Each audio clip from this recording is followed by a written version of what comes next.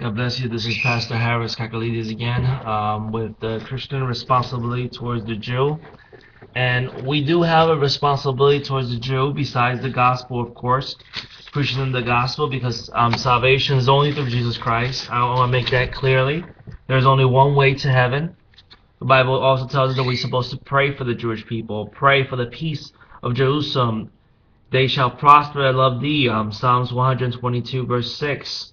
Pray for their peace, and we know there won't be peace till they receive the Messiah, the Prince of Peace. We have a responsibility to help the Jewish people in many ways. I want to go to Romans chapter 15 verses 26 to 27. For that pleased them of Macedonia and Achaia to make a certain contribution for the saints, poor saints, which are in Jerusalem. And if it pleased them verily, and their debtors they are, for if the Gentiles have been made partakers of their spiritual things, their duty is also to minister unto them carnal things. We're responsible to minister to the Jews carnal things as well. Paul is talking to the church which is at Rome. This is Romans 15 verses 26-27, which I just read. And he's saying and he was telling them, if you have received spiritual blessings from the Jews, you need to share the physical things as well. What things have we received from the Jews? Number one is the Bible. Number two is our Jesus. And number three, our salvation. Most of the writers of the Bible, number one, most of the writers of the Bible were Jewish people except for four, which was Luke in the New Testament. He wrote Luke, Acts, and some people think that he wrote Hebrews, all due to the Greek because it's the best Greek in the New Testament. And the other is Nebuchadnezzar in the Old Testament with two more, with King Haggai and King Lamel, which they were from Massa. They were not Jewish kings. You don't find them in the genealogy or the chronological of the kings of Israel or the kings of Judah. But you do find the word Massa in Genesis 25 verses 12 to 16 saying that Massa was a tribe from Ishmael. So they were not Jewish people. King Lamel and King Haggai, Massa was from Massa, and they wrote Proverbs 30 and 31. So we see three from the Old Testament and one from the New Testament.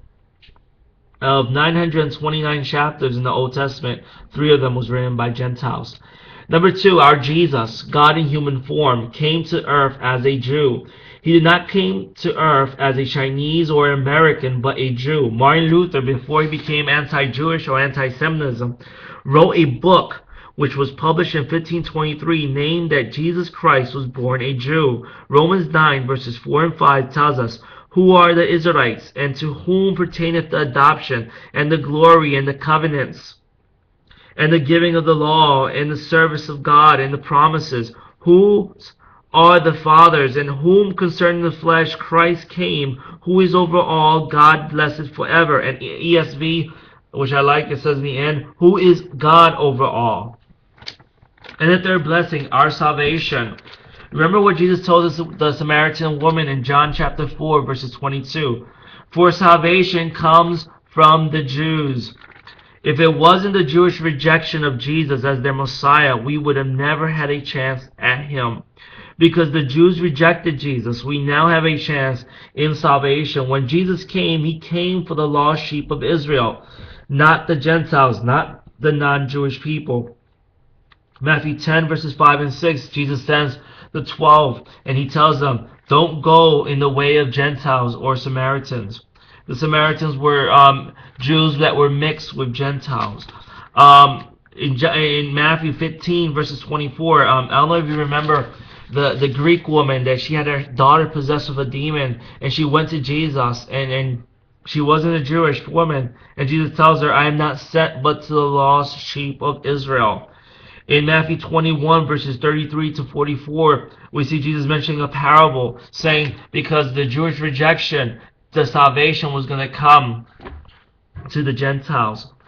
We go to John chapter 1 verses 11 and 12 where we see that it's not by blood, it's not because my parents are Jewish that I'm saved, but is through Jesus Christ, is through receiving Jesus Christ.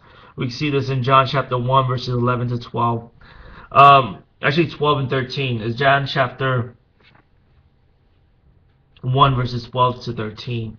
Um, as we continue, in Acts chapter 13 verses 45 to 47, in Acts chapter 28 verses 24 to 28, Acts chapter 13 verses 45 to 47, and Acts chapter 28 verses 24 to 28, we see that because of the Jewish rejection, salvation is come to the Gentiles.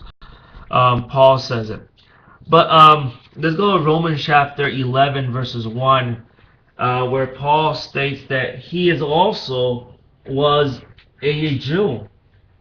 Romans chapter 11 verses 1, Paul states, I say, have God cast away his people? God forbid, for I also am an Israelite of the seed of Abraham, of the tribe of Benjamin. God hath not cast away his people, which he foreknew. But let's go to verses 11 to 14. I say then, have they stumbled, the Jewish people, that they should fall, that they should be cast away forever? God forbid, but rather through their fall salvation is come unto the Gentiles, for to provoke them to jealousy. God is planning to provoke the Jewish people to jealousy through the salvation of the Jewish people, through the salvation of the Gentiles. Now, if the fall of them be the riches of the world, and diminishing of them the riches of the Gentiles, how much more their fullness? For I speak to you Gentiles, inasmuch as I am apostles of the Gentiles, I might magnify my office. If by any means I may provoke to jealousy them which are my flesh, and might save some of them. And if we read verses 25 to verses 25, we find out that the Gentiles are being saved till a certain number comes, and then all the Jewish people will come to Christ. For I would not, brethren, that ye be ignorant of this mystery, lest ye would be wise in your own consent, that blindness in part is happened to Israel until the fullness of the Gentiles be come in verses 26, and so all Israel shall be saved. So God is planning to save a number of Gentiles, a number of non-Jewish people. Once that number has come, then the whole nation of Israel will be converted to Christ, will come to Christ. We see this in Zechariah 12, where it will weep for him as their only child. But I want to finish with us reading Ephesians to focus on what blessing we have in Jesus, in having salvation. Ephesians chapter 2 verses 11 to 13. Wherefore remember that ye being in time past Gentiles in the flesh, who are called, this is Ephesians 2:11, who are called uncircumcised by that which is called the circumcision in the flesh made by hands, the Jewish people, that at that time ye were without Christ, Gentiles, non-Jewish, were without Christ, being aliens from the commonwealth of Israel, and strangers from the covenants of the promise, having no hope without God in the world. But now in Christ Jesus, ye who sometimes were far off, are made now by the blood of Christ. For he is our peace, who have made both one, and have broken down the middle wall of partition between us, having abolished in his flesh the enmity, even the law of commandments contained in the ordinance, for to make in himself of twain one new man, and making peace. I want you to know that before we didn't have God in the world, we didn't have Christ, we didn't have peace, we didn't have salvation. We were on our way to hell.